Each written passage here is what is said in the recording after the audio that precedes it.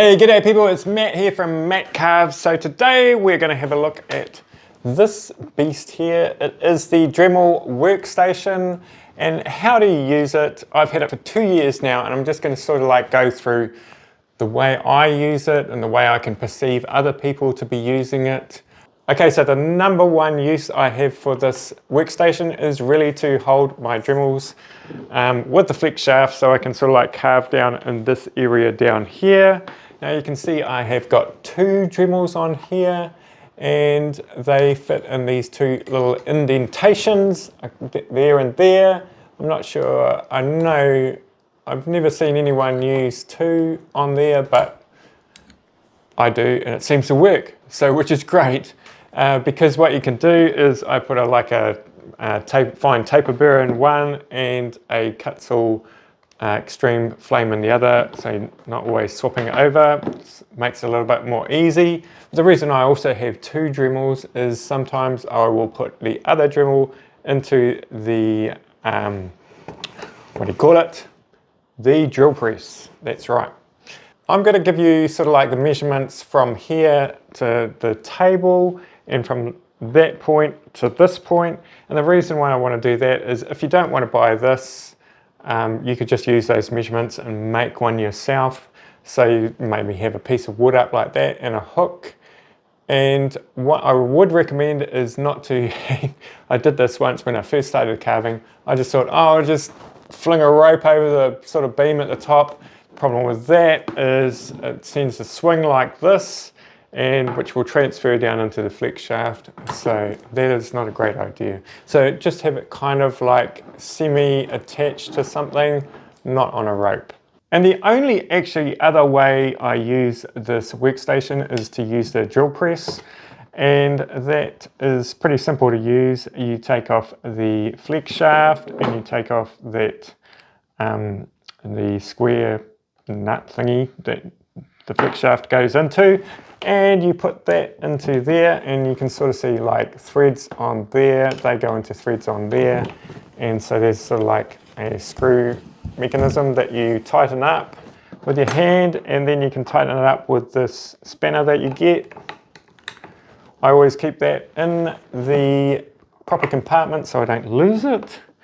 So that's on there. Now I use the multi-chuck with all of like on the flex shaft and all that. Some people use the collets. The problem with the collets on this is you're going to be changing, well, you might not be changing drill sizes, but with a multi-collet you can sort of like change in between your drill sizes really easy. Essentially that's all set up to take a drill, and I'm just going to show you quickly how I use it to drill these tiny little holes. Okay, so to demonstrate the drilling into the top of these earrings are quite nice. They're made out of piano keys, and that is a guitar string that I put in there. So that's sort of a detail there. So the earring hooks will come off here, so we've got to put in a little hole here so I can put a little piece of wire down there. So the wire is 1 mil, 0.9 of a millimeter, and this is a 1 millimeter drill bit, very small.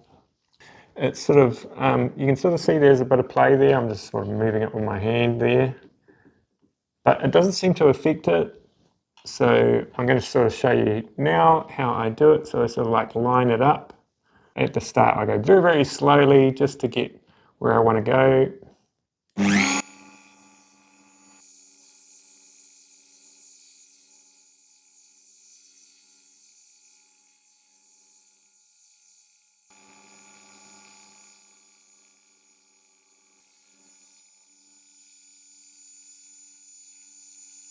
And I have seen people when they get these and do a review on them, they say you can do this, you can sort of like undo this, and you can sort of like drill at different angles and all of that.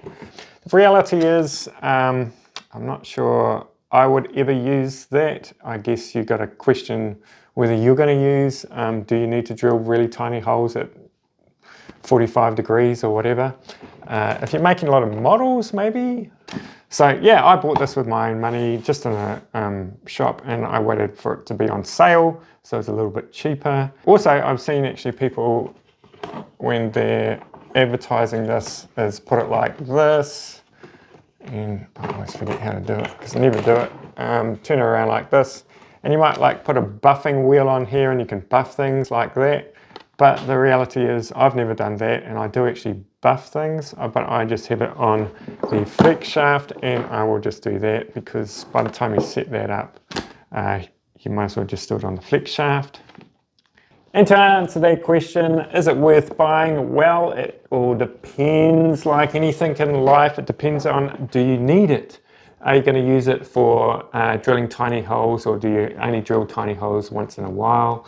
If you've got a column drill press, maybe you don't need this, and you could just put your Dremel up on a piece of wood. That's cool. If you've got lots of money to spend, well, buy it. That's cool as well. I tend to use it because I make those earrings, and it's just really convenient, you know. Have it on the table here, and I can just do the drill press here. I've got a column drill press, but it's in a garage, and I can't be walking that far to use the column press, so I just use this. And as for build quality, nothing in 2 years has broken on it. It's got scratches on it, and that's all cool. The column up here has not come loose, even though it's just like a twist thing that goes in there. It's just stayed solid all through this time. My Dremels hasn't fallen off or anything like that. It's actually a quite well thought out product, yeah. Okay, so here is the measurements that I said to you I was going to give to you before. Okay, so the first measurement is that measurement of the actual workstation. So if you're going to make your timber, you want to make it sort of that length, 730 millimeters high or 28.7 inches high. So that's that length there.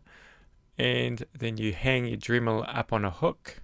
Now this length here is to the edge of the table where C is, so that's the measurement there. So that's 550 millimeters or 21.6 inches. Now these are just measurements that I've come up with, so you might have really long arms and they might not work for you, but I think it kind of gives you the kind of general kind of idea on the measurements to make your Dremel stand. I hope you liked my picture. I spent ages drawing that.